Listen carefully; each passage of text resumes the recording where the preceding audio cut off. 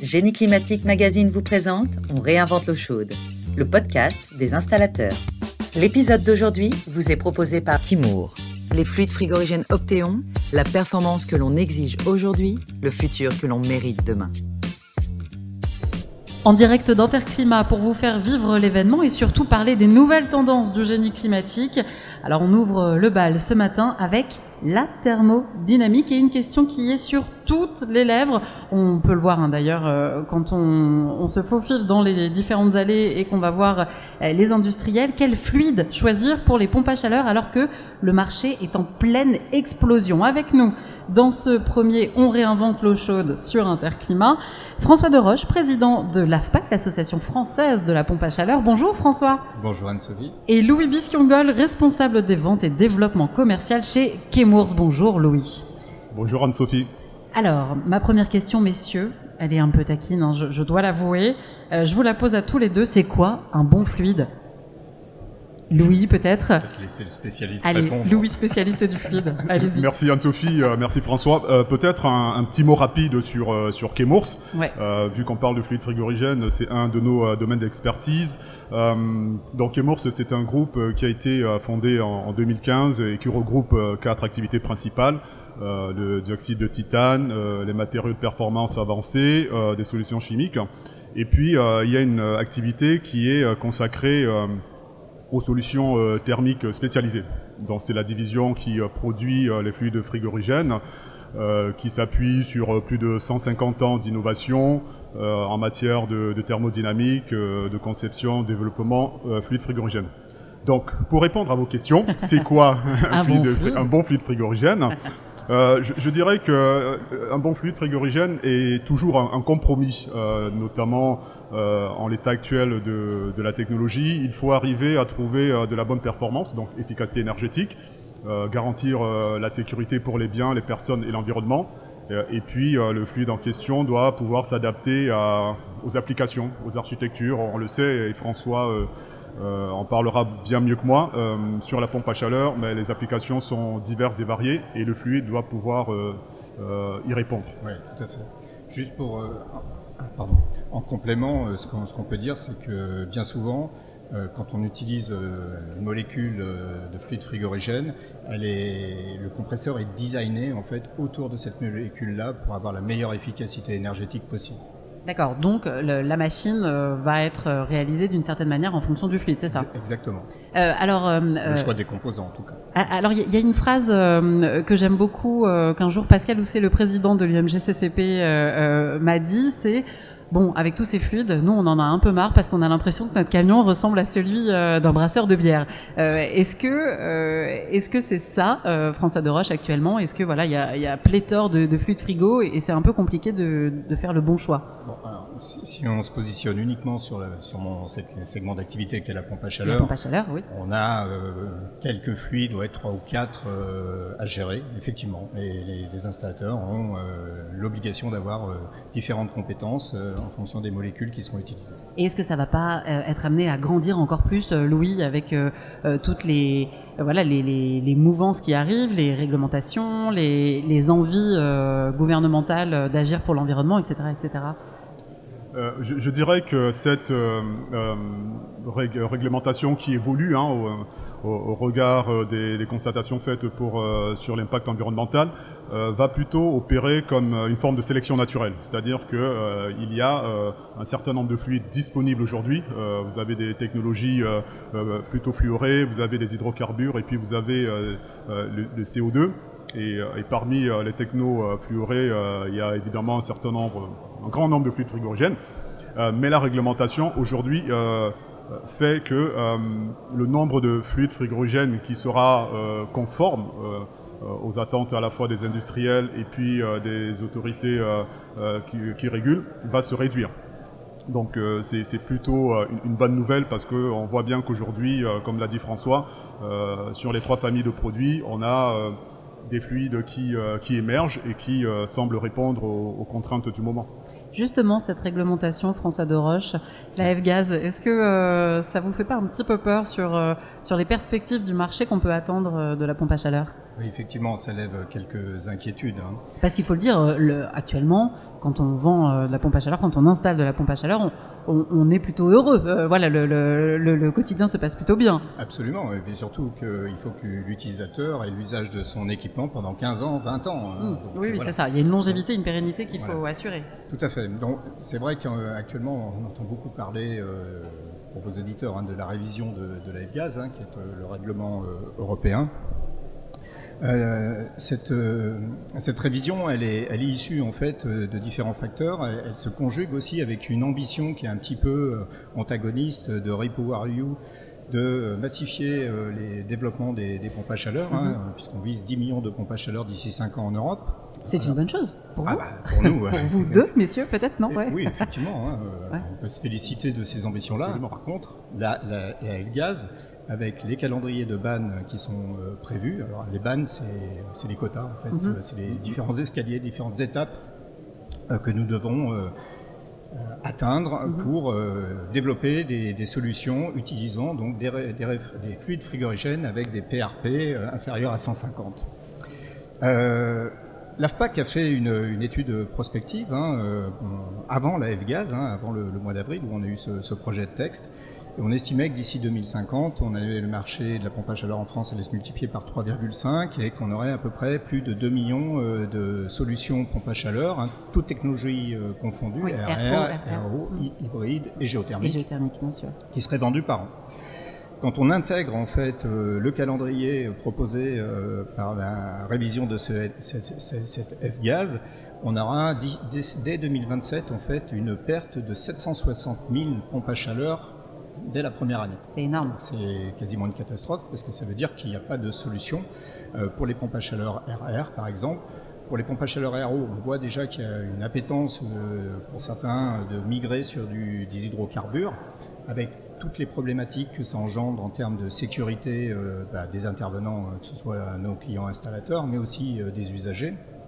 Donc là, il y a quand même lieu à se poser quand même quelques questions et à pas aller trop vite quand on voit le précédent règlement F-Gaz, quand on est passé des HCFC au HFC, ça a pris plus de 15 ans. Donc il faut laisser le temps aux industriels de développer la R&D appropriée pour pouvoir utiliser des substances avec de faibles PRP, donc inférieurs à 150. L'AFPAC n'est pas contre ce règlement, mais simplement c'est le délai de mise en œuvre qui est un petit peu trop contraignant. Oui, ça va trop vite. Et voilà, qui va être contre-productif, puisque quand même les enjeux de l'impact climatique, c'est d'avoir des solutions décarbonées. Et la pompe à chaleur, c'est la solution de décarbonation des usages, du chauffage et de l'eau chaude sanitaire. Louis, c'est un avis que vous partagez sur la F-Gaz, cette évolution de la réglementation? Oui, tout à fait. Je dois quand même préciser que la F-Gaz a pour objectif de réduire l'impact des fluides frigorigènes en général sur le réchauffement climatique. C'est une initiative que nous soutenons et pour laquelle nous travaillons. Nous pensons que la F-Gaz doit se poursuivre parce qu'elle a commencé elle a démontré qu'elle produisait des effets positifs. En revanche, François l'a dit, c'est sur la vitesse du calendrier et aussi cette contradiction qui semble de plus en plus forte entre les ambitions de la F-Gaz d'un côté et puis la volonté de l'Union européenne de développer le marché des pompes à chaleur. Et on constate que la F-Gaz aujourd'hui en l'état fonctionne. En revanche, la révision qui est envisagée, qui n'est pas encore implémentée, pourrait accentuer cette contradiction. Nous pensons que, vu la diversité des applications, vu la demande en pompe à chaleur appelée à croître par le pacte vert européen qui veut monter à 40% les énergies renouvelables, ou par le REPowerEU, vous l'avez dit, il va falloir que le marché dispose d'un ensemble de solutions fluides frigorigènes. Il y a de la place pour plusieurs technologies, à condition qu'elles soient efficaces. Ouais. Est-ce que vous ressentez justement cette pression, cette hâte dont parle François Deroche? Voilà, il faut un peu se dépêcher en R&D pour pouvoir fournir le fluide frigorigène ou les fluides frigorigènes qui pourraient répondre à cette attente de la Commission européenne. Oui, j'ai envie de dire que... Est-ce que ça carbure chez Chemours, là? Chez Chemours, nous sommes prêts depuis plusieurs années maintenant. Les solutions bas PRG que nous proposons comme alternative aux fluides au PRG ciblés par la F-Gaz existent depuis plusieurs années déjà. Nous avons un fluide frigorigène qui est plutôt connu, un remplaçant successeur du R410, qui est le R454B, Opteon XL41, qui est disponible commercialement depuis plusieurs années, qui est adopté par certains constructeurs. Mais nous avons l'impression qu'il y a eu une certaine latence dans cette transition-là et maintenant l'urgence est plus forte. Et nous sommes toujours aux côtés non seulement des constructeurs, mais aussi des installateurs pour les accompagner dans cette direction-là. Mais les solutions Chemours existent. François, oui, allez-y. Je vais réagir. Allez-y. Effectivement, les solutions sur le réfrigérant, enfin les fluides frigorigènes, comme on dit, existent. Mais par contre, il faut designer en fait les machines. Bien sûr. Et c'est là où le temps de R&D de nos membres industriels est nécessaire. C'est-à-dire que pour développer un compresseur, en moyenne, c'est 3 ans. Ouais. On est déjà en 2022. Oui, le 2027, il arrive vite, quoi. Même il y a déjà avant, il y a 2025 pour les solutions monoblocs où il y aura ensuite l'interdiction d'utiliser des réfrigérants supérieurs, dont le PRP est supérieur à 150. Donc il faut laisser le temps aux industriels de développer les solutions, mais aussi le règlement F-Gaz va générer une certaine pénurie des réfrigérants. Et là, on est très très inquiet parce qu'on s'oriente vers de l'obsolescence programmée des équipements pompe à chaleur, étant donné que la réglementation risque de nous imposer de ne pas avoir suffisamment de substances à utiliser pour assurer la maintenance des équipements déjà existants. Et donc ça obligerait à faire changer à nouveau les équipements qui sont installés c'est récemment. Tout au moins ce qu'on craint, et voilà, l'ensemble de la profession se bat et porte des positions auprès de l'Europe pour leur faire prendre conscience de cet enjeu-là qui est majeur pour les particuliers, parce que on parle de sobriété énergétique, on parle de réduction des émissions de CO2, des économies d'énergie. Si on propose des solutions qui ne sont pas viables dans le temps à nos clients utilisateurs, ça n'a pas de sens. Louis, finalement, peut-être que la bonne chose à faire, la réponse, ce serait de créer ce fluide frigorigène qui peut passer dans des compresseurs qui existent déjà, non, pour éviter justement toute cette R&D du côté fabricant. Je pense que là, vous parlez du Saint Graal du fluide frigorigène. Je dois dire qu'aujourd'hui, les solutions où la technologie, dans son état actuel, propose déjà les fluides bas PRG. Le fluide miracle n'existe pas encore. Même en tant que Chemours et avec tout notre savoir-faire, nous ne l'avons pas encore. Ce que nous préconisons, c'est une adoption des fluides bas PRG, encore une fois aujourd'hui, qui répondent aux exigences de la réglementation. Un effort doit être fait dans ce sens-là pour aller rapidement vers les objectifs qui ont été fixés au niveau de l'Europe, parce que autrement, attendre le fluide miracle qui couvrirait toutes les applications pompe à chaleur, on l'a vu, entre le monobloc, le bibloc, les puissances supérieures ou inférieures à 12 kW, les usages eau chaude sanitaire, chauffage. Il est difficilement concevable qu'un seul fluide frigorigène réponde à toutes ces problématiques. Réponde à toutes ces problématiques. En revanche, et là je vais parler pour les fluides fluorés que nous avons développés, nous pensons avoir dans notre portefeuille de produits des fluides frigorigènes qui, une fois de plus, ont le meilleur compromis sur le nombre d'applications couvertes, sur la mise en œuvre. Ce sont des fluides très similaires aux fluides actuels, donc pour les installateurs, il n'y a pas de nouvelles compétences à développer, c'est très accessible pour eux. Et évidemment, je parlais de la sécurité. Sur le plan de la sécurité, les alternatives aujourd'hui, c'est soit l'inflammabilité forte avec les hydrocarbures, soit des pressions de travail très fortes avec le CO2. Et il faut arriver à se positionner entre les deux, et c'est ce que nous faisons avec nos fluides frigorigènes légèrement inflammables, avec d'excellentes performances énergétiques, et puis des pressions de service usuelles, je dirais. Le CO2, on ne le trouve pas encore énormément, sur tout ce qui est PAC RO, beaucoup en réfri, mais dans la partie génie climatique, c'est un petit peu plus discret, non ? C'est moins connu. Effectivement, on va retrouver du CO2, surtout sur des solutions pompe à chaleur pour produire de l'eau chaude sanitaire. Tout à fait. Notamment dans du collectif. Etc. Ce qui permet d'obtenir des températures d'eau très importantes et donc de répondre à ces enjeux-là.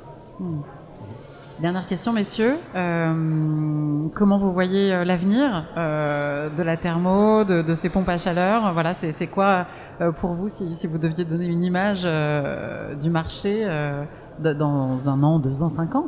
Moi, je pense que effectivement, là, on est malheureusement avec le drame ukrainien, cette crise énergétique, tous ces enjeux.